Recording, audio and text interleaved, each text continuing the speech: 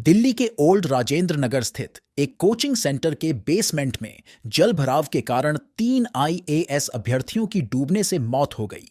इस घटना के बाद अभ्यर्थियों का गुस्सा फूट पड़ा और उन्होंने कोचिंग सेंटर के बाहर विरोध प्रदर्शन किया।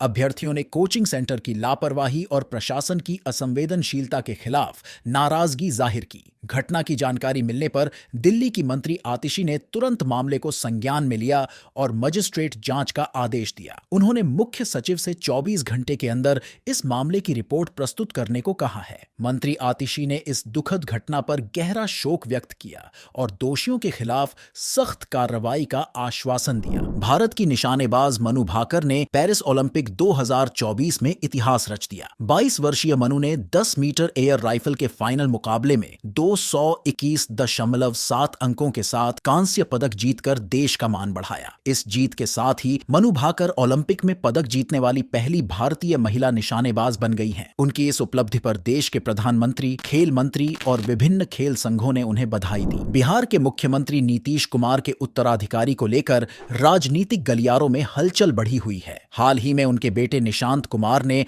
अपने राजनीतिक करियर को लेकर एक बयान दिया, जिसमें उन्होंने स्पष्ट किया कि उनकी राजनीति में कोई दिलचस्पी नहीं है। निशांत ने बताया कि उनका ध्यान अध्यात्म में लगता है और वे राजनीति से दूर रहना चाहते हैं। ये भी मैं आध्यात्मिक दृष्टिकोण से आया हूँ। जो मोबाइल पे मैं हरे रामा हरे कृष्णा सुनता हूँ, तो उसके लिए स्पीकर खरीदने आया हूँ ताकि उस पर और अच्छा से सुन सकूँ। जी सर, कहा जा रहा था कि निशांत जी आएंगे राजनीति। यार चलो सर, आध्यात्मिक पद पे चल रहा हूँ। ठीक। जानकारी के मुताबिक निशांत कुमार इससे पहले भी राजनीति में आने की संभावनाओं को खारिज कर चुके हैं। उनके इस बयान के बाद बिहार की राजनीति में यह चर्चा और तेज हो गई है कि नीतीश कुमार के बाद जेडीयू का नेतृत्व कौन करेगा। अभिनेता रणबीर कपूर ने हाल ही में एक इंटरव्यू में अपनी पेशेवर जिंदगी के अलावा अपनी निजी जिंदगी के बारे में भी खुलकर बात की। उन्होंने बताया कि उनके बचपन के दौरान उनके माता पिता नीतू कपूर और ऋषि कपूर के बीच अक्सर झगड़े होते थे। रणबीर ने कहा कि उनके पिता का स्वभाव गुस्सैल था, जिसकी वजह से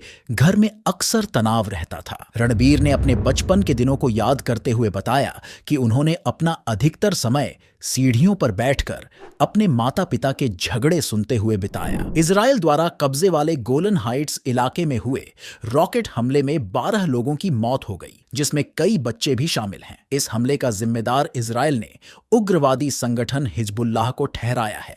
इजराइल के अनुसार यह हमला हिजबुल्लाह द्वारा किया गया था और उन्होंने चेतावनी दी है कि हिजबुल्लाह को इस हमले की कीमत चुकानी पड़ेगी। हालांकि हिजबुल्लाह ने इस हमले में अपनी संलिप्तता से इनकार किया है। संगठन के प्रवक्ता ने कहा कि उन्होंने इस हमले को अंजाम नहीं दिया है और यह इजराइल की तरफ से झूठा आरोप है। भारत और श्रीलंका के बीच खेले गए 5 टी20 मैचों की सीरीज के पहले मुकाबले में भारत ने श्रीलंका को 43 रनों से हरा दिया। पहले बल्लेबाजी करते हुए भारतीय टीम ने 20 ओवरों में 7 विकेट खोकर 213 रन बनाए। जवाब में श्रीलंका की पूरी टीम 19.2 ओवरों में 170 रनों पर ढेर हो गई। मैन ऑफ द मैच रहे कप्तान सूर्य कुमार यादव ने 26 गेंदों में 58 रनों की धमाकेदार पारी खेली, जिसमें 8 चौके और 2 छक्के शामिल थे। अगर आपको इस खबर से जुड़ी और जानकारी चाहिए हो तो हमारे YouTube चैनल को सब्सक्राइब करें, शेयर करें और बेल आइकन को प्रेस करें। धन्यवाद।